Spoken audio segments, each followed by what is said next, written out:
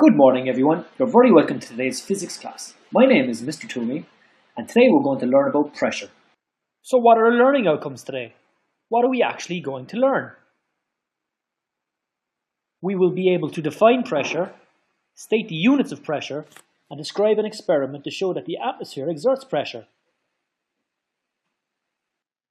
So what is pressure? Let us tap into our prior knowledge from our junior cert and try and define what pressure is. Can anybody do that? We can recall from our junior cert that pressure is defined as force per unit area. The SI unit for pressure is the Pascal, which is a Newton per square meter. 1 Newton per square meter is 1 Pascal. So, discussion time. Is pressure a scalar or a vector, and why? Let's take a few minutes to discuss this.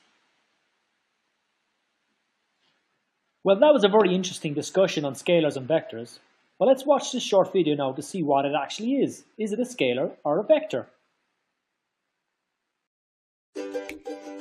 Today's topic is about scalar and vector quantities.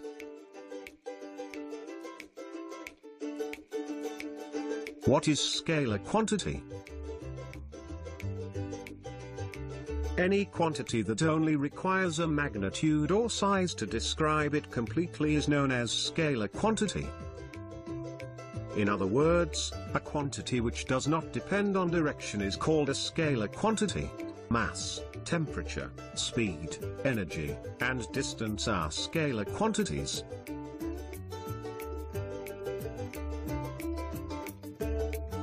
Vector quantities, however, refer to both the direction of the medium's movement as well as the measurement of the scalar quantity. In other words, vectors are quantities that are fully described by both a magnitude and a direction. Displacement, velocity, acceleration, force, weight and momentum are vector quantities. So pressure is a scalar. It doesn't work in one direction, but it works in all directions. So now we can define pressure, we know the units of pressure, and we know the pressure is a scalar. Let us move on to atmospheric pressure. So what is atmospheric pressure, and how does it affect us? The Irish scientist Robert Boyle was one of the first scientists to investigate and appreciate the atmospheric pressure. He declared that we are all living under a sea of air. High pressure is associated with good weather. This is because the blanket of air is heavy and it is therefore harder for water molecules to evaporate. There is now less water vapor in the air, so less clouds, which means less rain, and more sunlight. Atmospheric pressure is taken as 100,000 pascals, or 1 by 10 to the power of 5 pascals. Because 1 pascal is equivalent to 1 Newton per square meter, we can say atmospheric pressure is equal to 100,000 newtons per square meter, or 1 atmosphere.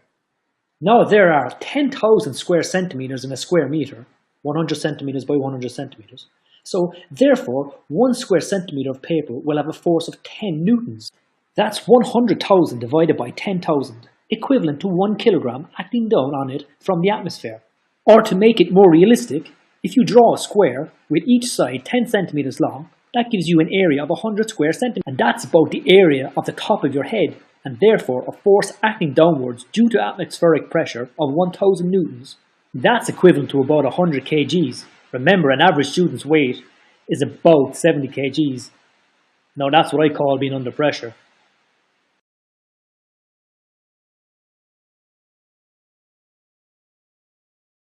Now we've covered the theory, let's move on and have some fun. Alright class, what are we doing?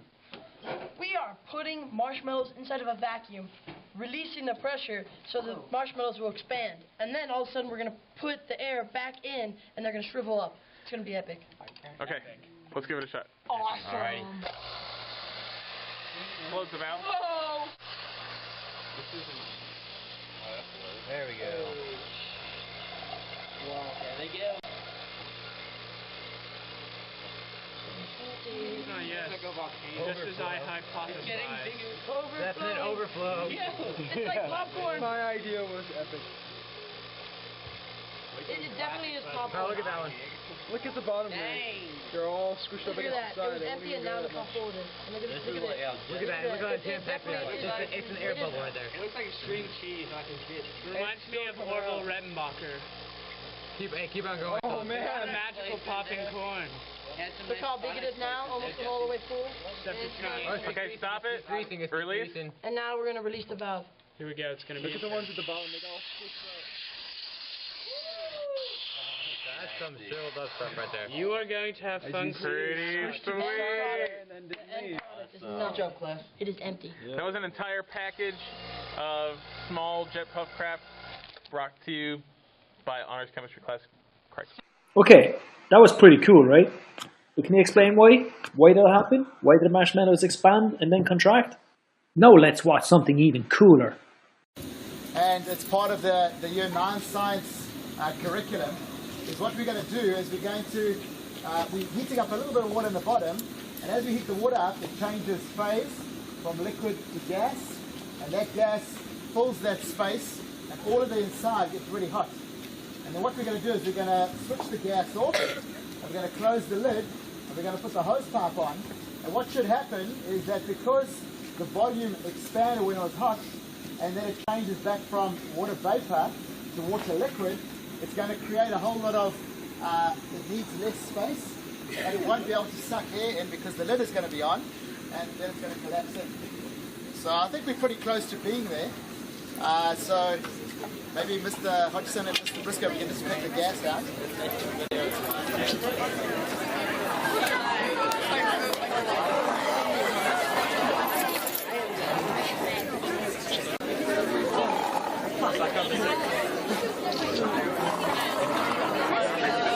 Hi, Miss Thatcher. Guys, might as well start when he gets the hose out.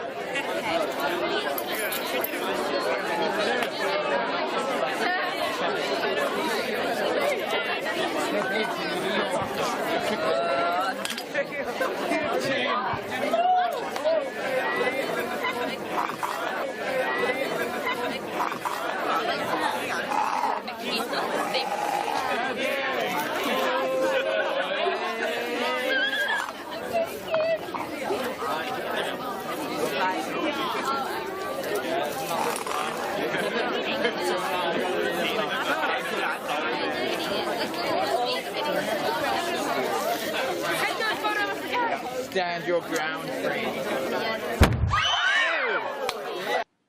Wow, I don't know about you guys, but I thought that was awesome. So the pressure inside the drum reduced so much that it can't counteract atmospheric pressure and its structure collapses. So now we should be able to define pressure, state the units of pressure, and describe an experiment to show that atmosphere exerts pressure. And here are some of the keywords that we learned today. I hope you enjoyed the class as much as I did, and thank you for your attention. Thank you, future scientists.